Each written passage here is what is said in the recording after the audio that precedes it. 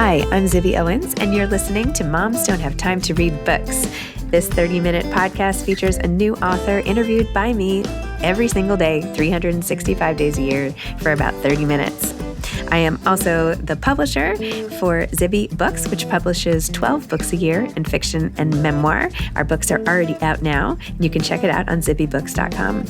And we have a magazine called Zibby Mag, where we have lots of wonderful essays and lifestyle features. That's at zibbymag.com. We have classes at zibbyclasses.com. And I recently opened a bookstore in LA called Zibby's Bookshop at 1113 Montana Avenue at 11th Street in Santa Monica. I hope that you are able to enjoy some of our other offerings. But this here podcast is the basis of all of it and started in 2018. And no matter what I do, this is basically my favorite thing. Enjoy.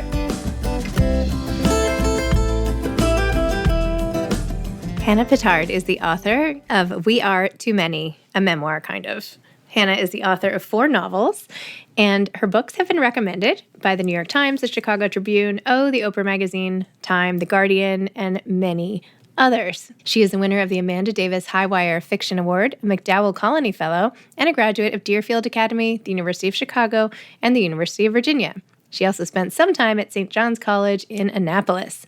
She is a professor of English at the University of Kentucky and lives in Lexington with her boyfriend and stepdaughter. This episode was recorded live at the Miami Book Fair. We were up in a little room on top of the Author's Lounge, and Hannah and I did a wonderful podcast sitting face-to-face, which was so lovely, and I truly enjoyed meeting her. So thank you to the Miami Book Fair. Thank you to Moleskine, who is our sponsor, and thank you to Hannah. We are thrilled that Moleskine is partnering with us again on another one of our Zibby Books titles, Hell If We Don't Change Our Ways. You can get 15% off paper and bags with free personalization with the purchase of a notebook. The code is Zibby, all caps, Zibby. The notebooks, we're doing some custom notebooks for some of our books, which are absolutely gorgeous. You should definitely get a new Moleskine journal. You can personalize them for your kids or your spouse, give them as gifts, and just go check them out. Check out their website, moleskine.com. And again, you can get 15% off everything paper-related and bags, and get some free personalization while you're at it. Again, that's code Zibby, moleskine.com. Thank you to Moleskine. Welcome, Hannah. Thank you for coming on Moms Don't Have Time to Read Books in this interesting recording situation. We're at the Miami Book Fair, and they have coordinated this meeting, which is so wonderful to be in person. So thank you so much. Oh, I'm so excited to be here. We are in what is a beautiful office. If you're a professor, which I am, there's a patio and a view. True. Yeah. I mean, glass half full. Yeah. What else could we possibly need? We have some books here. We have a whiteboard. We can start making plans. We're not going through anything. We're not opening anyone's drawers. We won't meddle. Okay. We Are Too Many. Tell listeners about your book, please. Yeah, so I wrote a memoir, and I'm not by trade a nonfiction writer or a memoirist. I'm a novelist. And during the time of COVID, and especially those first couple months alone, when I think we were all readjusting to isolation, I tried to work on a new book, and I tried to work on fiction, and it was almost as though I'd lost my ability because it felt very much like I was living in a fiction. And I started reading a lot of nonfiction. I started reading things that were grounding me to reality. And after that wore off, it was just me and my brain. And what I realized was a lot of the silence that I was having in my brain and a lot of that isolation time allowed me to start thinking about events from my past, and specifically from my divorce. And there were certain conversations that I could not get out of my head. And I think the busyness of life after divorce, of reconstructing a life and getting back to teaching, it allowed certain unfinished business to stay unfinished for a while, so that when there was suddenly this calm and void, those conversations came back. And I wanted them gone. And what I did is what I naturally do. I wrote them down. I started writing them down, and it wasn't necessarily immediately thinking that it would be a book. I think at first those conversations were just for me. I thought I could expunge them. And then the more I wrote, the more I thought, these are kind of interesting conversations. Some of them are sexy. Some of them are crazy.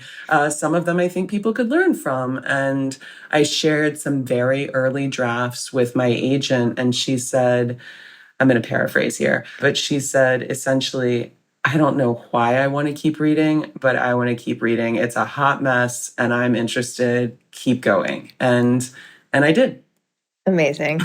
So the format itself is really interesting for a memoir and to get us into the characters' lives. So you have a nice introduction where you explain what happened after you wrote about people, real people, which of course is an issue when you're writing fiction and memoir, but when fiction becomes very close or people recognize themselves, although they tend to, even when it's not even them, but that's okay. You get into some hot water. Anyway, so you start talking about that. And then all of these scenes, both real and imagined, to sort of piece together what happened. So why dialogue? Like you could have gone back and turned it into prose, right? But you kept it as a screenplay almost, right? All of the different sections, short sections of so why? How did you decide to keep it like that? So the part one, it's almost entirely dialogue. Yep. And part of that was simply because that is how it was presenting itself in my memory. And the other part of that was especially writing about myself and necessarily about the people who were involved in my divorce. I wanted to stay away from ascribing them motivation. What I could do is remember what they said, and I could remember what I said, but I didn't want to get into the tricky territory of saying, and I think she said this to hurt me, and I think he said this deliberately, trying to needle me. I didn't want to do that because I don't know. I have ideas. We all have ideas why people do things, and I can armchair analyze with the best of them. In fact, I absolutely love doing it in my own time, but not while writing. But with this tricky set of circumstances and with this tricky set of people, I just wanted to present the facts and facts should be in air quotes, but as I remembered them and leave the motivation off the page. And so that's how it started. And there was a point in writing the dialogue where I realized as a writer and also as a reader, you can only do so much of that without it becoming overwhelming and possibly even boring. And so I wrote that first part and sat on it for a while. And then I had this realization that there was something that I'd been doing since the day my ex moved out, and that was having conversations with him still in my head. I did it all the time, even though at the time of writing it, it was 5 years later. I was in a happy relationship. I bought a house with a man. I'm helping raise his daughter. So my life is drastically different. But being completely honest, which is what I was trying to be with that book, my ex-husband's voice was still there. And sometimes it was an unfair voice. It was what I thought he'd say and I'd make him, really mean. But sometimes I gave him this kind of grace and I gave me a kind of grace. And I thought, what would have happened? These two people who before they ever started dating, who were best friends, what would happen if they could have a conversation now and just get a lot of it out of the way? And so I realized that felt like a natural part two. And I knew it couldn't be too long. And I knew in some ways that might be the most dangerous territory because I am ascribing him a voice. And it might be also where I think a lot of the kind of in the title comes from. It's a memoir kind of. Yeah. But at the same time, I think what I'm doing in part two feels the most honest to me because I'm admitting to a fantasy that is all mine and it's so personal. And so I put this conversation in and it was also where I wanted to, this is going to sound strange, but I wanted to give him a voice where he could challenge me because I know that he would have challenged me. And I know that there were certain things that I might have included that given the opportunity, he would say, I told you point blank, it didn't happen that way. That's not how the affair started. Why would you have included this? I included it because that was what gnawed at me. I had this image of how it happened. So I wanted to include that. But I also wanted to give my hypothetical version of him an opportunity to say, I cry bull. And I wanted it also to be sweet. And I think it's where we attack each other the most. I think it's where I come across the most flawed. But I think at the end of part 2, you really get to see the kind of tenderness there was and the reason that we were best friends. And I will say my partner now, when he read the book, and he read it early before it was published. Now, and your ex? He did not. I did not. My ex did not read it. But my partner now, when he read the book, I deliberately tried to stay out of the room when he was reading it because otherwise I'm a terrible person. If you laugh, I say, what'd you laugh at? Yeah. Right? Like I'm the worst. What did you think about that? Right. I saw your face. Like your eye moved a millimeter. Exactly. It means you didn't like that, right? You're a writer. You know this. You know this, right? I'm horrible to be in a room with if you're reading my work. But I saw him tear up, and then he actually wiped a tear out of his eye, and he put it down, and he said, I just finished part 2. I think I understand it a little bit more. And that was so huge that I was able to make my partner cry by being really honest about the relationship I'd had before him. The relationship I learned so much from that I'm able to be in this much better relationship now. So that was part 2.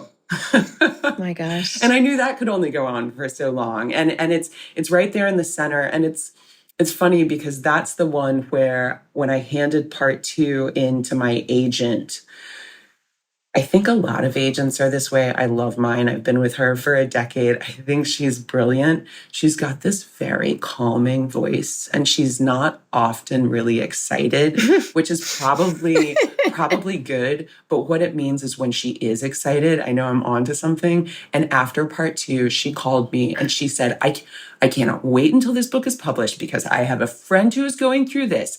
And what you said about the dobro, she has with cameras. And there are 30 women that I'm going to hand it to.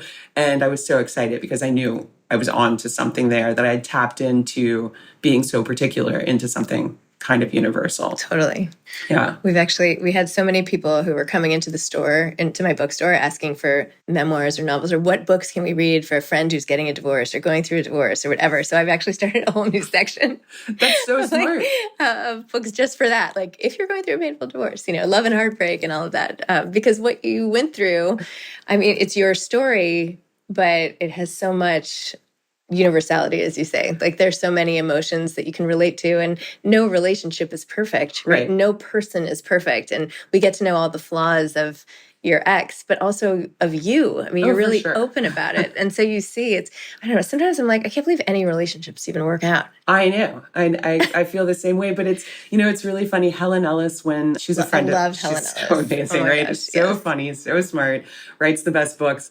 When she was the first person to offer me a blurb for this, and hers was, she wanted to go to high school students and pass it out to girls, like in high school, to say, here's what not to do. And I was having dinner with Maggie Smith, also her own beautiful divorce memoir, right? Yes. And I was having dinner with her last night.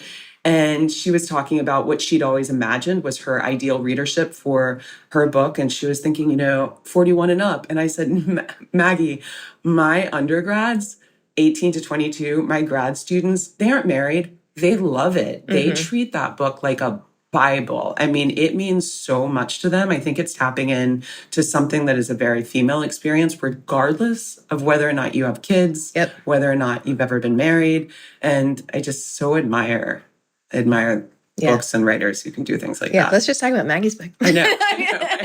I'm going to be doing that at 2:00. I know. We're supposed to talk about each other's books. And I was like, Maggie, listen, they're there for you. I'm basically just going to highlight you. I'm just going to shine a light around you. No, but both of you took a different form to tell a story. It's not just standard prose, which I find really interesting. And often when you're going through anything, and it's almost a trauma, right? I mean, it kind of, when you go through the loss, I shouldn't say almost, it is a trauma, right? When you go through the loss of your most central relationship, you can't always think about it in like prolonged prose. It can be like, well, what about this? Well, and you just keep replaying all the things. Yeah. Absolutely. And that's why, so in part 3, which I think of as my most traditional section, where I'm just telling these short anecdotes, not unlike, Maggie's short anecdotes. It took me a year to realize what I'd done accidentally. I mean, I can look back and say I did it deliberately, but I didn't.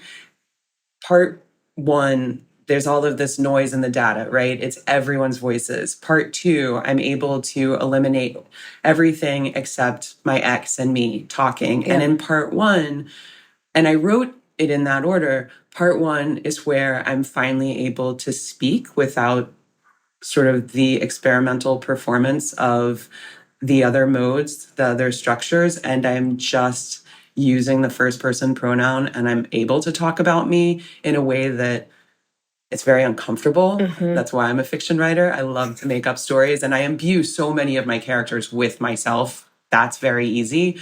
But to say, I did this, I couldn't sleep at night, I watched Netflix for 10 hours at night, and I loved took my that part, dog's pills to try to sleep. I love that. You only did it once, though, you said.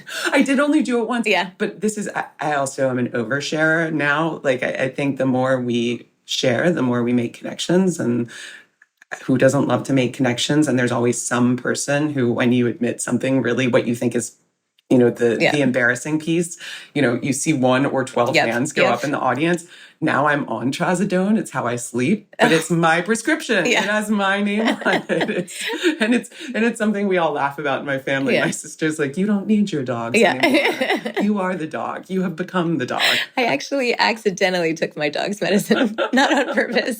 And I was pregnant at the time. And I was like totally distracted with my other kids and I was like, I just was talking to somebody and I put the pill in my hand, and instead of giving it to the dog, I just like took it. And then all of a sudden I was like, oh my God, I just took my dog's medicine. And I remember my husband, my ex, was like, call the doctor. What did you do? Blah, blah, blah. So I called my OB and she's like, well, call me if you start barking. That's the best answer. Yeah, I love it. Was obviously completely fine. But yes, so turns out you could take your dog's medicine. You just won't get heartworm. Yeah. Your heartworm's safe. Yeah, actually, it was like gabapentin. It was like a pain medicine. I'm sure I felt great the rest of the day. Anyway, well, you shared so much in the book about your own history with eating disorders and how it started, and the friend that sort of made it sort of click that you could do this, even though, you just like chart for us the whole progression of it, where you found it almost avoidable. It seems there was a question mark, because you were like, my life was going in this direction. I hadn't even thought about my body. I was just sort of tall and thin, which only a tall and thin person could actually say. But anyway, but you're like, I didn't even think about it until this friend was doing what I was doing, but on purpose and like better in a way. Yeah. And then you were like, well, I only want to eat Skittles too, and I should do this. And you got caught up in it and then it went on and on. Anyway, talk about a little bit how it felt to write about your whole history of eating disorders. Are you okay putting it out there? And even at the end, when you're like, I still do these tricks. I still measure my, your relationship with your body now. And how did the writing make you feel about it? I loved being honest about it. It was such an unnecessary secret for so long. And I think there's this shame that we are taught when we're little, especially young girls, but I do know there are boys who suffer from this as well. But there's this shame that goes along with wanting to control our bodies and the methods that we use it. And so we don't ask for help and we don't articulate what's going on. And, I write in the book that I'd read a lot. I was a pretty precocious young child, so I knew that there was something going on. I knew I shouldn't be doing it. I was ashamed of it rather than scared of it. And so I read about, why might a young, ambitious, somewhat intelligent girl like me do this? And when I caught that line about it's a way to control your situation, I glommed onto that, that this was about control. And I do certainly think it was about control, but it was also at a certain point, it did become an obsession with the body. And so these two things, I couldn't control my parents' divorce and the 10-year custody battle, which was insane. That was out of my control. And I do think I was looking for attention and at the same time terrified of being caught, which I think is the human heart in conflict with itself. Both things can be true. And so it was a relief, really, to sit down and to pinpoint those moments, pinpoint the Skittles and pinpoint that day on the bus where somebody pointed out that I was skinny. And you're right. Only a skinny, tall person can say, I had no idea of what my body looked like. And my sister and I have talked a lot about this. She's beautiful. She does not have the exact same body that I have. And we've talked about how she was struggling the whole time in a much different way. She never made unhealthy decisions like I made, but I kept it. That secret was so secret for so long. And I think it impacted so many relationships, just the way you have to get up from a dinner table, just the way that you have to pretend to want to be alone. And then depending on whether or not you've gotten your eyes puffy, you have to pretend to be upset at something. So all of it's actually, there's just so much, there's a butterfly effect happening of just wanting to expel food from your body. But then there's the day that it's no longer control and it's no longer your body. You're just stuck in this horrible, horrible pattern. And I wanted to put it on the paper because I want there to be mothers and fathers who read about this and who are aware of this. And I want there to be girls who read it and think, I'm close to doing something like that. It's not embarrassing. It's something that I need help for. And I also wanted to put it on the paper so I'm accountable. I tell anybody who will ask about it. And again, it goes into oversharing, but that's my way of, it's a bit of self-protection for me. If people know about it, then I'm much less inclined to do it. And within the last 6 months, there have been moments where I've had to say to my partner, we need to go downstairs and watch a movie. And I need you to know that what I would love to be doing is being in a toilet by myself and getting rid of this food. And he'll just say, let's go downstairs, let's watch a movie. And what do you need from me? And that is just having somebody that you can say, there's nothing more that I'd like to do than get rid of this food, and for them not to, tell you there's something wrong with you, but that they'll sit through it with you. Because once I'm on the other side, I'm always so relieved that I didn't do it. But I do think I also equate it to alcoholism where, and I'm not an alcoholic, but I've known alcoholics in my family, related, blood, not related to me. And I've read enough about it that it's this thing that you carry with you. And in the same way, they have to make choices every single day.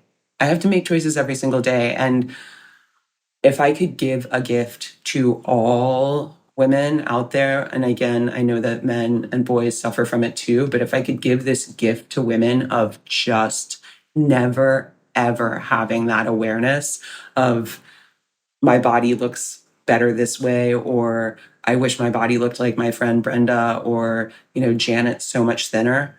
That is the gift I would give to everyone. Like, just suck it out of it, never to have that. It would be amazing. I know. It's such a waste of time. It's such a waste of time. Emma Thompson talks a lot about it. Kate Winslet talks a lot about it. And I love listening to them talk about what a waste of time it is. And I don't think they mean it judgmentally at all. It's like, there's so many other things we could be doing, like writing our, sixth book or second book or first book, or illustrating a children's book, or, learning to make pasta from scratch. There are so many other things that we could be doing, reading a Zibby book. Exactly. Right. Yes. Yes. Oh, well, I have so much respect for you for sharing all of it. Thank you. Sharing some of the low points of it and the secrets and the tactics, even what you did, and just to like, it's almost confessional, right? Like, I'm putting this out there, I'm going to share all this, and now I can move on from it. Because sometimes until we do that, it's still like in there, like, right? It really is. This is not a plug for an earlier novel of mine, but I went into extreme debt, credit card debt, when I was in grad school, and I never let anybody in my family know how extreme it was. And I got myself into a debt repayment program, and I finally got out of it when I was 35 or 36. And I think at some point I confessed to being in this debt repayment program. People knew about that, but no one had any idea about the money. And in my second novel, I'd finished it, I'd sold it. My editor, in that way that editors will do, when she bought it, she said, "It's perfect, I love it." And then once you sign, so there's just one thing missing, right? And so she said, "There's one thing missing." And I said, "Great, what is it? I'll do it." And she said, "I don't know, but I can tell you're holding back something. This is a good book, but it's missing the magic." And, I took my dog on a lot of long walks, and it was about these three siblings that were not unlike me and my brother and my sister, both of whom are hyper achievers as well and very successful as well. I was waiting tables, trying to write a book, right? And also going into massive debt. And there was this one day where I was walking my dog, and by then I was in the repayment program, and a money sign went off in the top of my head, and I didn't have to rewrite the book. It was just going through, and I gave the narrator all of my numbers. I gave it everything I was paying. Wow. It was like $890 a month to the debt repayment. And I broke it down. There's a chapter, in fact, where I break down the exact numbers that I was paying every single month. And that was my coming out. Wow. To my family. And they got the book and they said, "Wow, this is so specific." And I said, "Surprise, guys. Like, I've been getting out of $40,000 debt for the last 10 years. Like, celebration." Oh my gosh. And and it's also another personal accountability thing. Yes. Guess who's not in debt now? You. Me. Yay, right? congratulations. If there's a credit card bill that comes, it gets paid off. And I know I say it from a point of privilege that I'm able to do that, but I also make sure that I will never do that again. And that book is there as a reminder to me all the time. I will not do it again because I could not sleep. It was every night going through the numbers of what I owed. But this is how we learn, right? Yes. But at the same time, if I can help somebody else start to pull out their credit card and then say, "Wait a minute, didn't I read a book about a young artist?" Wait, what was that book It was called Reunion. I have to go read that now. But it was, and it's an artist. She keeps pulling out her credit card. She wants to be liked. She wants friends, and so she'll get it because it's just this silver card that you slide across the table. By the way, for anyone listening, if you happen to hear some background noise, as I mentioned before, we're at the Miami Book Fair right now, and there seems to be some sort of outside event occurring. So it's a party. You'll feel like you're just a part of the whole scene, right? It's an advertisement for this book fest. It is lively. Another big theme of We Are Too Many is the betrayal of your ex and getting together with your really good friend Trish, and then also how you chart your relationship with her, how you chart your relationship with him, and how you handled it when you found out that they had gotten together, which is so crushing. It was crushing. So crushing. It was so crushing, and it was also the thing I was always scared of. It was always in the back of my head. And I think that more than anything, I was so disappointed in myself that sometimes it felt like I just kept pushing off the inevitable. No, it wasn't inevitable. Like, just because you worry about it, just because you had a glimmer doesn't mean this should have happened. It shouldn't have happened. It shouldn't have happened. But it was, the way I found out, it was very sudden. It was the launch of my third book. And, I got the news and I was in New York. So I wasn't at home. I was in New York. She was in New York. And my now ex was in upstate New York at a writer's colony. So we're all sort of in proximity together. And the series of phone calls that happened so fast, where I called her, I asked her, she lied, I hung up the phone. She called me right back. She admitted it. She said, do you want me to have your husband call you? I'll never forget that. Do you want me to have your husband call me? And I was like, never, never, ever, ever use that word with me again. It felt like such a trespass. And then when she started blaming him on the phone, he did this to put a wedge between us. It's his fault, using profanity to refer to him. And I just said, thank you for your honesty. And I got off the phone and I didn't call him because I knew that he was probably not awake. And I got a phone call from him at about noon. And it was just, did you have sex with her? Was it more than once? Do you think you're in love? Thank you for your honesty. And I kept thanking both of them for their honesty because it blew me away that they weren't lying. Because I also, at about the same time, I knew some other people who were going through something similar. There was an affair and everyone was lying about it and everyone knew, but nobody would be honest. And there's this gaslighting that's crazy. So I was really grateful and it made it so simple. If he had chosen anyone else than the woman who introduced us, than the woman who I talked to about my eating disorders with, she was the one before my partner who knew about my secrets. And so for this woman who had my secrets to make that choice and to lose them both at the same time it wasn't having the rug pulled out from under me. It was having the floorboards and the scaffolding pulled out from under me. I was a mess. I was just... How could you not have been a mess? It was, and the very first time I got in touch with a therapist after that, she said, well, what do you want? And I said, I don't know. It's been so long that I have been pleasing so many people. What I want is to know what I want. That is what I want. I don't know what a good relationship looks like. I don't know what a good friendship looks like. I know that I'm attracted to very witty, I think, mean women. So we need to probably look at that. Yep. And I know that I keep a lot of secrets. And so we should probably look at that because that must have impacted how I was in a relationship with my husband. But a lot of therapy wasn't just dealing with the betrayal. It was also for me to figure out what I even think a life for me should look like. That took some time. That took some time. I have to say, when you shared all of Trisha's habits and how basically every time she suggested a guy to you, she would go hook up with him or do something or whatever. I think there's some pathology or something is going on. That's not the right word. She has some thing that has nothing to do with you. Yes. She has some issue. It's self-sabotage because she's going to just keep losing friends. I think so. And with me, there was a kind of competition, which I think at first, before the men got involved, I think I was flattered by the competition because she was so beautiful. But you're so beautiful. Oh, thank you. I mean it. I really you that. are. I mean, it's subjective. It's not even well, subjective. Well, I thought she was beautiful and she seemed to navigate. We were both in the same writing program. Her stories had that spark, and I felt like my stories had that spark. So we had this kind of, I thought, very healthy writing competition. And when she chose me as the person to take under her wing, she's younger than me, but she was older than me in the program, that she chose me having never been a cool girl up until that point. My brother was popular. My sister was popular. I was a wallflower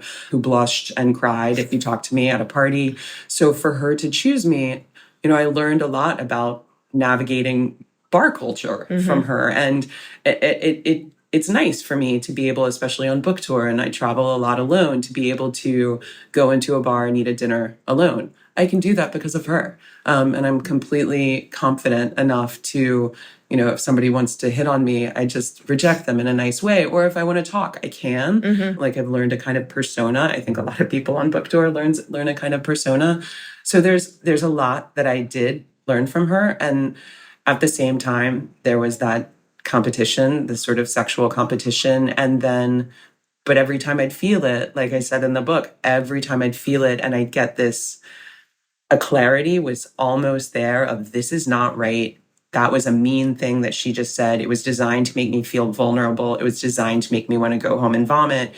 Every time I'd get close to being able to say that, there would be something with my stepfather who adopted me in the hospital that would just be a turn for the worst. And she'd lost somebody very close to her as well. And we just had this in common. And she was, of all of my friends in grad school, she was the one who knew about a parent-like figure dying, and she was so good at it. It was where she really shined. She was just never judgmental. She didn't, a lot of my other friends would really want to make a big deal about crying. Are you okay? What do we need to do? Do we all need to leave? And she'd just say, I got your tab if you want to go. If you want to stay, we can. It's up to you. Alone, what do you want? And so she didn't treat me like a pariah. There was just this right amount of empathy. And that's how it always brought me back. It always brought me back. And then she was the first person to ever, I didn't have boyfriends early. She was the first person to ever tell me I was sexy. And even when she told me that, I knew there was a kind of, why are you telling me this? But you think I'm sexy. You're like the sexiest woman I know. And it's so flattering, right? I was actually just binge watching Sex and the City, the first season last night. It's always what I do. It is like the best. It is absolutely the best show. And I watched the one where Charlotte, for the first time, is dating this man who keeps calling her sexy. And it turns out he's looking for a three-way. And her friends keep saying, Charlotte, it's not that you're not sexy, but the reason he keeps telling you that you're sexy is he wants you to feel sexy so that he can have this thing, right? And as I was watching it, I was like, I know she wasn't angling for a three-way, but there is something about that word and the way that it can catch you. It can catch you offhand. It's like a little excitement of, ooh, I've never even considered that before. What that might mean for the rest of my future, right? Oh my gosh. There's so much more to discuss. But what are you working on now? Like, what can we expect? What's your next book? Will you write memoir, essays, all that again? So for the first time in so long, I wrote a short story. I have a short story that my agent is shopping right now, and I love it. It's like I've remembered that kind of art. Art. I teach it to my students all the time and I read them all the time, but I've lost that ability until recently to distill and kind of that magic sauce that's necessary. But I wrote a piece. I'm really excited about that. But in the meantime, I've just finished a novel, and it is a novel, but it is about a 43-year-old woman who It's me. It's me. It's basically me. And it's her navigating life as a stepmother and life not in the suburbs, but domesticity. And it takes place in a Midwestern town, and her family, more and more of her family keeps moving to town, her sister, her biological father, her mother. So there's this like real encroaching of this privacy that she's always had. It's about secrets. It's about writing. I love it. It sounds amazing. I want to read it. I'm very excited about it. It's experimental not in the same way as We Are Too Many, but I'm lucky in that I've got tenure, which is set for life in many ways. Like I could always mess it up I think if I like did cocaine on a desk with students watching, I could definitely lose my academic freedom and be fired. But it does mean that I'm in a place where I can kind of write the books I want to write, and they may not get published. I hope this one does, but I think I'm writing at the height of my talent right now. And it's definitely about like what it is to be a woman and have that like interior life that I think so much of us have. Send it to Zibby Books. Can I get in on that? Can I take a peek?